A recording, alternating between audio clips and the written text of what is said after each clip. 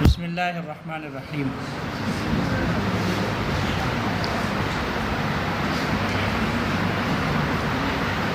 تیسری قسم ہے المشترک۔ مشترک کی تعریف مصنف نے کی، وَهُوَ مَا اشْتَرَكَ فِيهِ مَعَانٍ أَوْ أَسَامٍ لَا عَلَى سَبِيلِ الانتظام۔ مشترک کہتے ہیں ما، وَهُوَ ما اے وَهُوَ لفظ، ما سے مراد لفظ ہے۔ مشترک ایک ایسا لفظ ہے اشترک فیہ معان او اسام، جس میں چند معانی یا چند نام جمع مشترک ہو گئے، شریک ہو گئے ہوں، لا علی سبیل الانتظام، لیکن شمول کے طریقے پر نہ ہو۔ لا علی سبیل الانتظام، شمول کے طریقے پر نہ ہو۔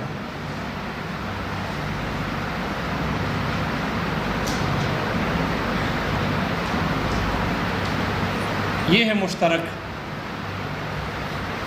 فوائد قیود یہ ہیں، مشترک کی تعریف میں کہہ رہے ہیں وَهُوَ ما، اور ما سے مراد لفظ ہے کیونکہ تقسیم لفظ کی ہے۔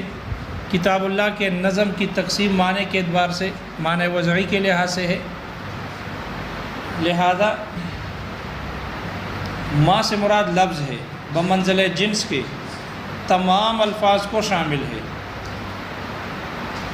آگے جو کہا اشترک فیہ، اشترک فیہ، یہ فصل اول ہے، اس سے خاص نکل جاتا ہے، اس لیے کہ خاص کا معنی یہ ایک ہوتا ہے، اس میں شرکت نہیں ہوتی،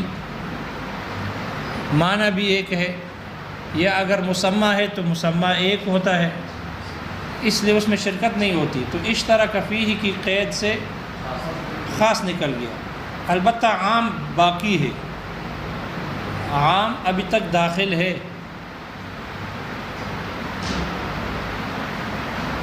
لا علی سبیل الانتظام، یہ فصل ثانی ہے، اس سے عام نکل گیا۔ لا علی سبیل الانتظام، یہ فصل ثانی ہے، اس سے عام نکل گیا، اس لیے کہ عام کے لیے وہاں گزر گیا۔ وَكُلُّ لَفْظٍ يَنْتَظِمُ جَمْعًا مِنَ الْمُسَمَّيَاتِ يَنْتَظِمُ جَمْعًا مِنَ الْمُسَمَّيَاتِ عَلَى سَبِيلِ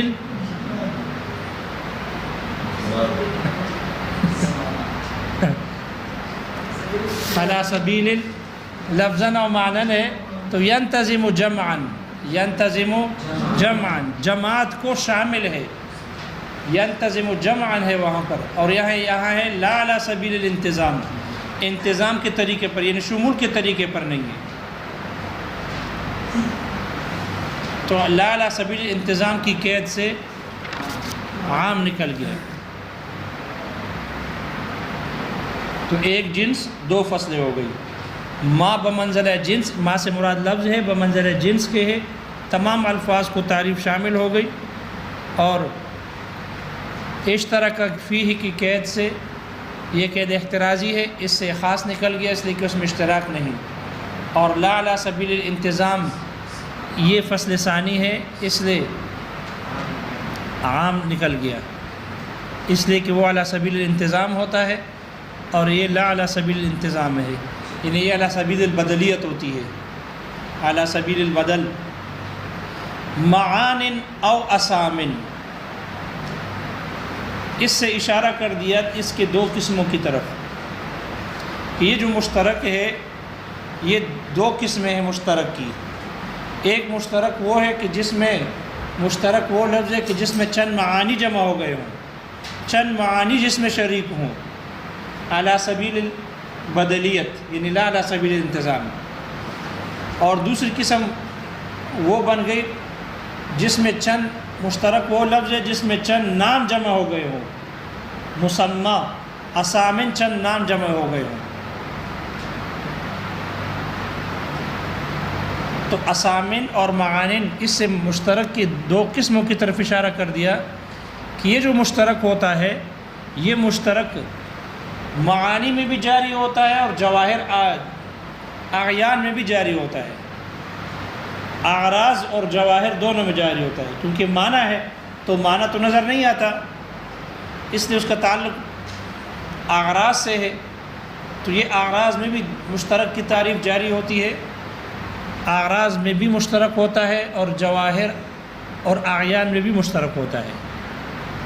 تو معان اور اسامن سے مشترک کی دو قسموں کی طرف اشارہ ہو گیا۔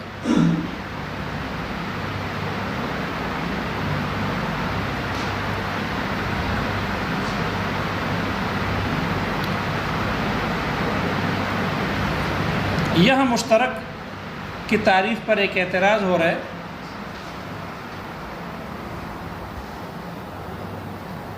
کہ مشترک لفظ کی اقسام میں سے ہے۔ شروع میں کہا نا قرآن مجید کا وَهُوَ اسْمٌ لِلنَّظْمِ وَالْمَعْنَى جَمِيعًا، تو قرآن مجید تو نظم اور معنی کا نام ہے، پھر اسی نظم اور معنی کی تقسیمات کر لی، 4 تقسیمات بنا لی، نظم اور معنی کی 4 تقسیمیں بن گئی۔ تو پہلی تقسیم جو ہے نظم، وہ تو نظم سے تعلق رکھتی ہے، لفظ سے تعلق رکھتی ہے، لہذا پہلی تقسیم لفظ کے اعتبار سے ہے، اس کی 4 قسمیں بنا دی، خاص، عام، مشترک، مؤول۔ لہذا جب تقسیم لفظ کی ہے تو اس کے جو اقسام اس کے نیچے آئیں گے وہ بھی الفاظ ہونے چاہیے، وہ بھی کیا ہونے چاہیے؟ کیونکہ جب تقسیم لفظ کی ہے تو پھر اقسام بھی الفاظ ہونے چاہیے، معنی نہیں ہونے چاہیے۔ حالانکہ مشترک معنی ہے، مشترک لفظ نہیں بلکہ مشترک کیا ہے؟ مشترک تو ایک معنی ہے، تو لفظ کے اقسام میں معنی آ گیا، لفظ کے اقسام میں لفظ ہونے چاہیے، لیکن یہاں لفظ کے اقسام معنی ہے، کیونکہ مشترک معنی ہے۔ مشترک کیا ہے؟ معنی ہے۔ اعتراض سمجھ میں آ گیا؟ اعتراض سمجھ میں آ گیا؟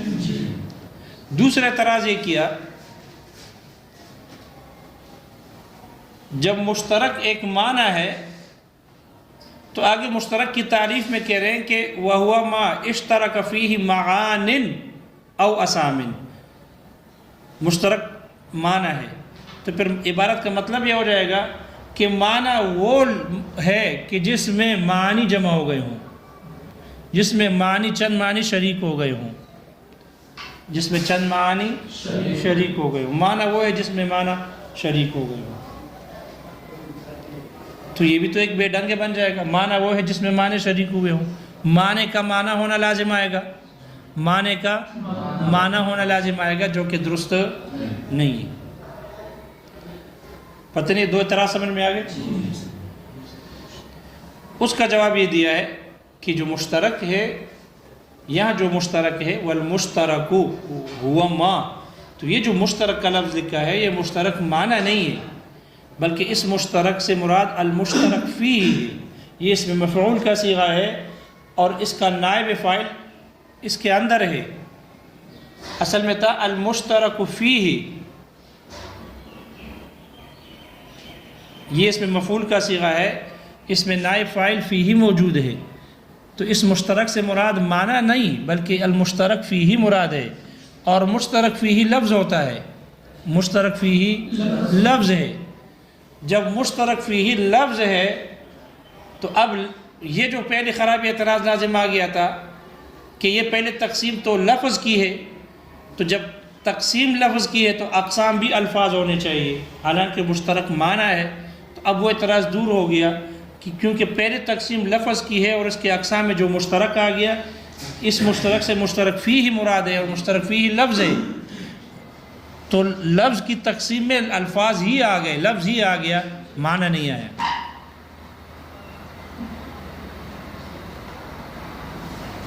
اس لیے اعتراض لازم نہیں آیا۔ دوسرا اعتراض تھا کہ مشترک معنی ہے اور پھر آگے خود کا اشتراک فیہ معان، جس میں معنی کا اشتراک ہو تو معنی کے لیے معنی ہونا لازم آئے گا، وہ اعتراض بھی دور ہو گیا، یرحمک اللہ، وہ اعتراض بھی کیا ہو گیا؟ وہ اعتراض بھی دور ہو گیا، اس لیے کہ معنی کے لیے معنی لازم نہیں ہے، اس لیے کہ مشترک سے مراد معنی نہیں ہے بلکہ مشترک فیہ ہے، اور مشترک فیہ کیا ہے؟ لفظ ہے، معنی نہیں ہے، تو لفظ کے لیے معنی ہونا لازم آئے گا، نہ کہ معنی کے لیے معنی ہونا۔ اس لیے ہمارے پاس جو تعریف جو معرف ہے المشترک، یہ معنی نہیں ہے، بلکہ یہ کیا ہے؟ لفظ ہے. مشترک فی ہی مراد ہے، اس سے مشترک فی ہی مراد ہے.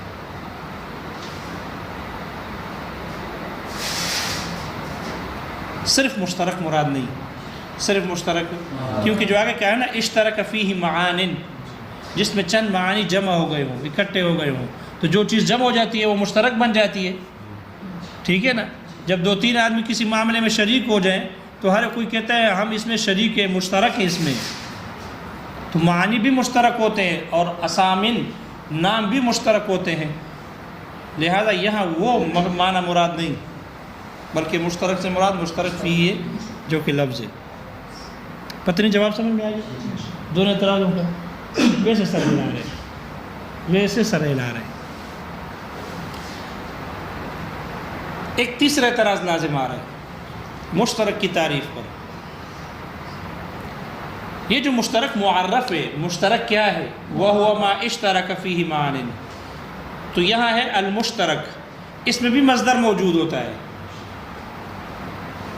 مشترک اس میں مفعول کا صیغہ ہے اور اس میں مفعول میں مصدر موجود ہوتا ہے، اس لیے کہ مصدر تو ہر جگہ موجود ہے.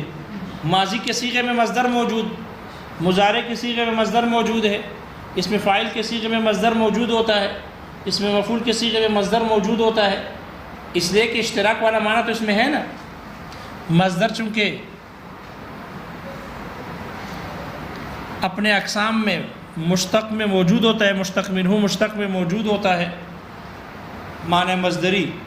لہذا یہ جو مشترک معرف ہے اس میں اشتراک مصدر مد نظر ہے، ملحوظ ہے. ٹھیک ہے. آگے پھر کہا وَهُوَ مَا اشْتَرَكَ فِيهِ، اشتراک ماضی استعمال کیا، ماضی میں بھی مصدر موجود ہے الاشتراک. تو معرف میں بھی اشتراک اور معرف میں بھی اشتراک. تو معرف اور معرف بھی اشتراک ہے. اشتراک کیا ہے؟ اشتراک وہ ہے جو اشتراک ہے. انسان کیا ہے؟ انسان وہ ہے جو انسان ہے. تو تعریف الشیء بنفسہ ہی لازم آ رہی ہے. دور کہتے ہیں اس کو کیا کہتے ہیں؟ دور لازم آ رہا ہے، اس لیے کہ تعریف الشیء بنفسہ ہی ہو رہی ہے. اشتراک کی تعریف اشتراک سے ہو رہی ہے. پتہ نہیں دور کیسے لازم آ رہا ہے؟ سمجھ میں آ گیا؟ مشترک مصدر ہے، اس میں بھی مصدر اشتراک موجود ہے. اور آگے کہا وَهُوَ مَا اشْتَرَكَ فِيهِ، اشتراک کا ماضی ہے، اس میں بھی مصدر موجود ہے. تو جب دونوں میں مصدر موجود ہے، اشتراک دونوں میں پایا جاتا ہے، اس لیے وہاں پر معنی یہ ہو جائے گا کہ اشتراک وہ ہے جس میں اشتراک ہو. تعریف الشیء بنفسہ ہی دور لازم آتا ہے.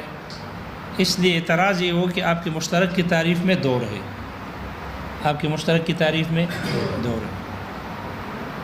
اس کا جواب یہ دیا کہ یہ جو معرف ہے مشترک، اس میں مصدر ہے، لیکن یہ جو مصدر ہے یہ معنی اصطلاحی معنی میں ہے. اس سے اصطلاحی اشتراک مراد ہے. اور جو اشتراکہ میں اشتراک آ گیا اس سے لغوی اشتراک مراد ہے، اس سے لغوی اشتراک مراد ہے. اس لیے اب دونوں ایک نہ ہوئے، دونوں ایک نہ ہوئے، بلکہ مشترک میں جو اشتراک ہے اس سے مراد اصطلاحی اشتراک ہے، مشترک مراد ہے. اور جو اشتراکہ ہے اس میں جو مصدر ہے اشتراک، اس سے لغوی معنی میں مراد ہے. تو اصطلاحی اور ہے اور لغوی اور ہے. اس لیے تعریف الشیء بنفسہ ہی لازم نہیں آیا، دور لازم نہیں آیا. پتہ نہیں آیا نہیں آیا؟ جی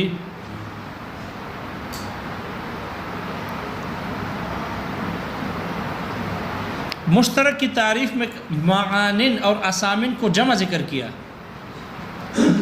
شارح کہتے ہیں اس جمع سے مراد ما فوق الواحد ہے. ما فوق الواحد ہے. ما فوق الواحد کتنے ہوتے ہیں؟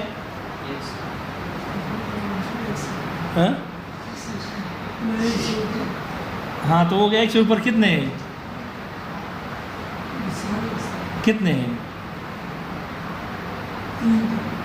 2 ہو سکتے ہیں، 2 بھی ہو سکتے ہیں. ما فوق الواحد سے مراد 2 بھی ہو سکتے ہیں، 2 ہو سکتے ہیں. جی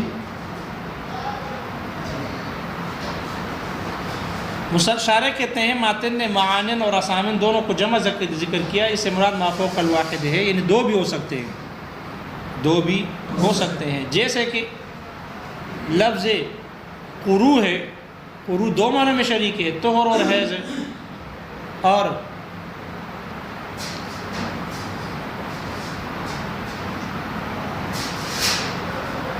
لہذا یہاں پر ما فوق الواحد مراد ہے، یعنی دو اور دو سے زیادہ، یہ نہیں جیسے لفظوں سے پتہ وہم پیدا ہو رہا ہے، ما اشترک فیہ معانن اور اسامن، تو اس سے ظاہر سے پتہ چل رہا ہے کہ مشترک وہی ہوگا جس میں چند معانی اور چند نام جمع ہو، یعنی کم چونکہ جمع ہے، ٹھیک ہے، اور اقل جمع 3 ہوتے ہیں، تو کم از کم پھر یہ سمجھا جائے گا کہ اگر 3 ہوں گے تو مشترک ہوگا، اگر 3 سے کم ہوں گے تو مشترک نہیں ہوگا۔ اس وہم کو دور کیا شارح نے، کہا کہ یہاں جمع سے مراد کیا ہے؟ ما فوق الواحد مراد ہے، تاکہ یہ وہم نہ رہے کہ مشترک جمع کے درمیان میں ہوگا، دو میں نہیں ہو سکتا، یہ وہم نہ رہے۔ لیکن اس پر پھر اعتراض سوال ہو سکتا ہے کہ جب معانن اور اسامن سے ما فوق الواحد مراد ہے تو پھر تثنیہ کیوں ذکر نہیں کیا؟ تثنیہ ذکر کرتے، ما اشترک فیہ المعنیان یا اسمان، تثنیہ ذکر کرتے، جمع کیوں ذکر کیا؟ سوال تو ہوگا تھوڑا تھوڑا۔ اس کا جواب دیا کہ اصل میں پیچھے عام کی تعریف گزر گئی، عام کی تعریف میں جمع ذکر ہے، عام کی تعریف میں جمع کا لفظ ذکر ہے، جمع من المسمیات، جو مسمیات یعنی افراد کی ایک جماعت کو شامل ہو، وہاں جمع تھا، تو چونکہ یہ مشترک بھی اس کے مقابل میں ذکر ہوئی ہے عام کے، اس لیے اس کی مناسبت کی وجہ سے یہاں بھی جمع ذکر کیا، اور مراد اس سے ما فوق الواحد ہے۔ وہ جمع لانے کی وجہ سمجھ میں آ گئی؟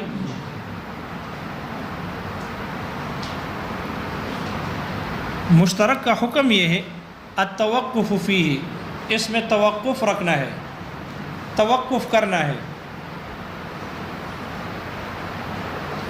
بشرط تأمل لیترجح بعض وجوہہ، اس کے بعض معنی راجع ہونے کے لیے غور و فکر کی شرط پر اس میں توقف واجب ہے، توقف رکھا جائے گا،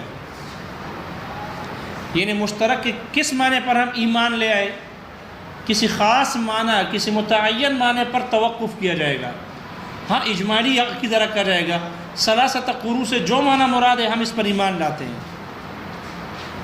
مشترک جو معنی ہے مشترک کا لا علی التعین، ہم اس پر اجمالی ایمان لاتے ہیں، اس کی جو بھی مراد ہے، متعین کر کے کہنا کہ ہم اس سے معنی حیض ہے اور اسی پر ایمان لاتے ہیں، اس سے ہم توقف کریں گے، کیا کریں گے؟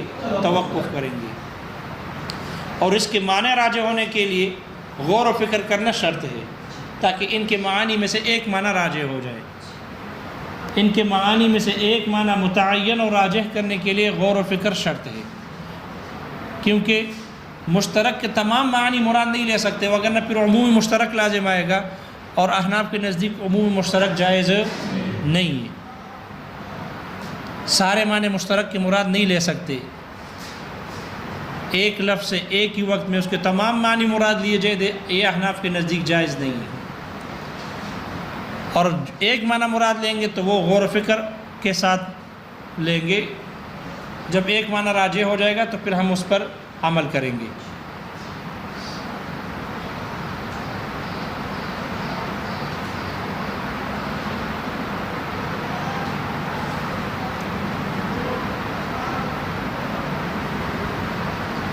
مشترک کے معنی ایک معنی کو راجح کرنے کے لیے غور و فکر شرط ہے، اب چاہے وہ مشترک خود لفظ مشترک میں غور کرو یا اس سے ماقبل سیاق و سباق میں غور کرو، جیسے کیسے بھی ہو، مشترک کے ایک معنی میں غور و فکر کر کے ایک معنی راجح ہو تب مشترک پر عمل ہوگا، وگرنہ عمل نہیں ہوگا۔ خود لفظ مشترک میں غور کرے، جیسے کہ مثال کے طور پر لفظ قروء ہے، لفظ قروء ہے، ثلاثۃ قروء، ہم نے خود اس لفظ قروء پر غور کریں گے تو ہمیں معنی معلوم ہو جائے گا، ہم اس کو ترجیح دے دیں گے، اس لیے کہ لفظ قروء یہ جمع ہے، قروء قر ان کی جمع ہے اور اقل جمع 3 ہے، اس لیے اس سے معلوم ہو گیا کہ قروء سے مراد حیض ہے، طہر نہیں ہے، کیونکہ جب اگر حیض لیں طہر لیں گے تو پھر 3 پر عمل نہیں ہوگا، 3 پر عمل نہیں ہوگا۔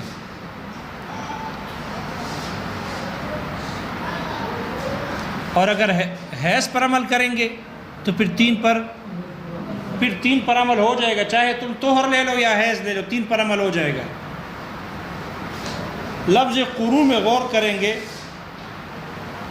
تو ہمیں پتہ چل جائے گا کہ یہاں قر سے مراد حیض ہے، طہر نہیں، اس لیے کہ اقل جمع 3 ہے، تو اگر ہم قروء سے حیض لے لیں تو 3 کے پر عمل ہو جائے گا، اور اگر ہم طہر لیں گے تو 3 پر عمل نہیں ہوگا، نہ 3 طہر ہوں گے نہ ہی حیض ہوں گے۔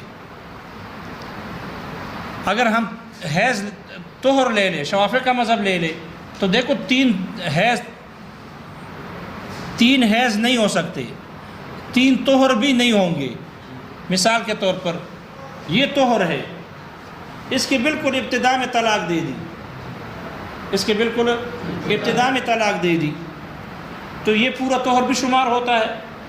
پھر اس کے بعد یہ حیض آ گیا، اس کے بعد یہ طہر ہے، اس کے بعد یہ حیض ہے، اس کے بعد یہ طہر، کتنے طہر ہو گئے؟ 1 اور 2، اور تیسرے میں جس کے شروع میں بالکل طلاق دی تھی تو اس کا کچھ حصہ تو گزر گیا نا، 3 نہ ہو، اور حیض کتنے ہو گئے؟ 2۔ تو 3 پر عمل نہیں ہو سکتا، نہ طہر میں ہو سکتا ہے نہ ہی حیض میں۔ اور اگر حیض میں طلاق کے اعتبار وہ عدت کا شمار کرے تو پھر اس صورت میں طہر بھی 3 ہو جائیں گے، طہر بھی اس طرح کے 3 ہو جائیں گے، یہ تو 3 ہو گئے لیکن اس کے بالکل شروع میں طلاق دی ہو، بالکل پہلی گھڑی میں، پھر طہر تو 3 ہو گئے، یہاں پر حیض 3 نہ ہوئے۔ اور اگر عدت ہم حیض سے شمار کریں تو پھر اس صورت میں طہر بھی 3 بن جائیں گے، حیض بھی 3 بن جائیں گے۔ جیسے کہ بالکل طہر کی ابتدا میں طلاق دے دے اور ہم نے عدت کو شمار کرنا ہے حیض سے، طہر سے نہیں، لہذا یہ طہر گزر گیا، پھر حیض آ گیا، پھر طہر آ گیا، طہر گزر کے پھر حیض آ گیا، پھر طہر آ گیا، طہر گزر کر پھر حیض آ گیا، کتنے حیض ہو گئے؟ 3، 1 یہ اور 2 یہ، 3 کامل حیض گزر گئے۔ اور طہر کتنے ہو گئے؟ یہ بھی 3 ہو گئے، اگر اس کے بالکل ابتدائی حصے میں طلاق دی ہو تو طہر بھی 3 ہو جائیں گے اور حیض بھی 3 ہو جائیں گے، دونوں 3 ہو جائیں گے، قروء کے اقل جمع پر عمل ہو جائے گا۔ لیکن اگر ہم حیض لیں، طہر لے لیں جیسے کہ شوافی کا مذہب ہے تو پھر 3 کے ہندسے پر عمل نہیں ہو سکتا۔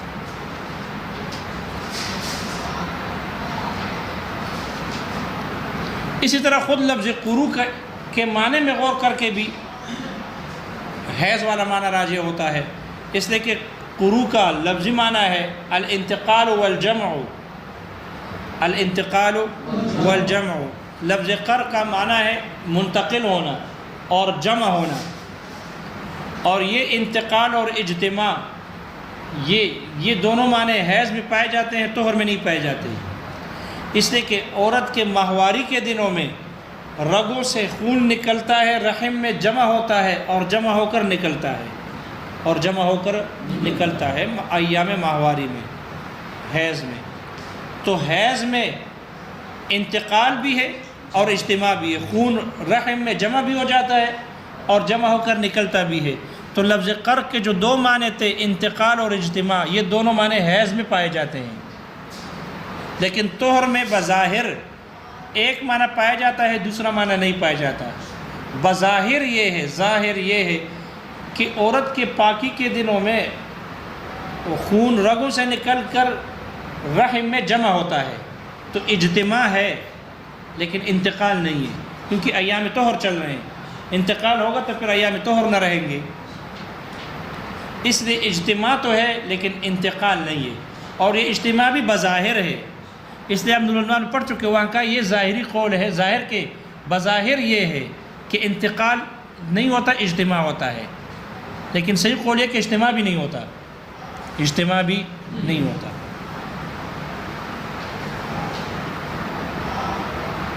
یہ بات سمجھ میں آ گئی؟ تو لفظ قر کا جو اپنا معنی ہے الانتقال والاجتماع، یہ والا معنی حیض میں پایا جاتا ہے، طہر میں نہیں پایا جاتا۔ معلوم ہو یہاں قر سے مراد حیض ہے، طہر نہیں۔ یہ لفظ مشترک کے ایک معنی راجع ہونے کے لیے غور و فکر کرنا ہے، چاہے خود لفظ مشترک میں کرو اور چاہے سیاق و سباق میں کرو۔ سیاق اور سباق، اس کے سیاق و سباق میں غور کریں۔ سیاق اور سباق، سباق لفظ مشترک سے جو قرینہ لفظیہ متقدمہ ہوتا ہے اس کو سباق کہتے ہیں، قرینہ متقدمہ۔ تو یہاں لفظ قروء کے ہم نے سباق میں غور کیا، یعنی ثلاثتن میں، وہ 3 ہے۔ تو اگر ہم قروء سے مراد حیض لیں گے تو 3 پورے ہو جائیں گے، وہ 3 پر عمل نہیں ہوگا۔ تو قرینہ متقدمہ سباق بھی دلالت کرتی ہے کہ قروء سے مراد حیض ہے، طہر نہیں۔ اور قرینہ متأخرہ سیاق، اس میں بھی غور کر کے فکر کر کے ایک مشترک کا ایک معنی راجع ہو سکتا ہے، مشترک کا ایک معنی راجع ہو سکتا ہے۔ جیسے شارح نے اس کی مثال ذکر کی ہے، الذی احلنا دار المقامت، احلنا دار المقامت، احل یحل احلال۔ اب یہ پتہ نہیں چلا کہ احلنا یہ حلول سے ہے یا حل سے ہے، یہ نزول کے معنی میں ہے یا حلال کے معنی میں ہے، یہ پتہ نہیں چل رہا۔ لیکن احلنا کے بعد جو دار المقامہ کی طرف ہم نے غور کیا تو پتہ چلا کہ یہاں پر احل سے مراد حلول ہے، یہ احل حلول سے ہے، نزول کے معنی میں ہے، نہ کہ حل حلال کے معنی میں۔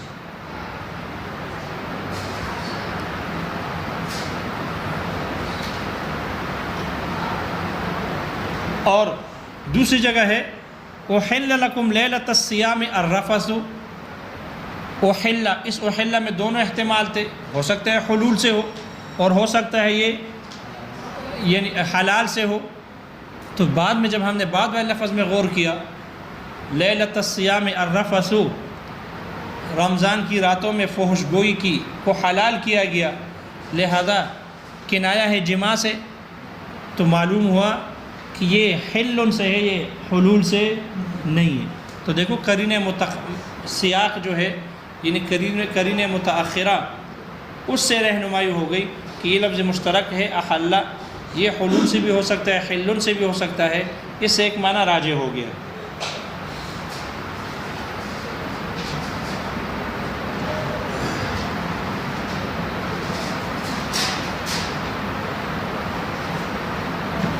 معاول پھر رہ گیا۔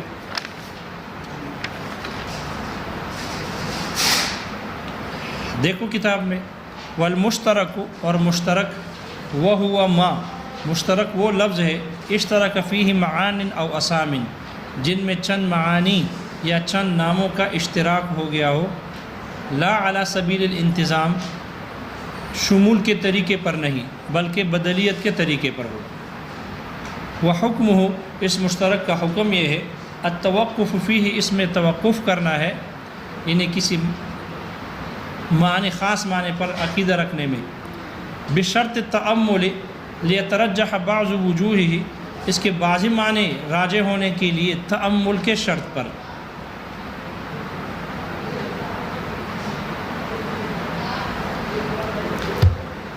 کافی ہے، کافی تو نہیں تھا لیکن کیا کرے۔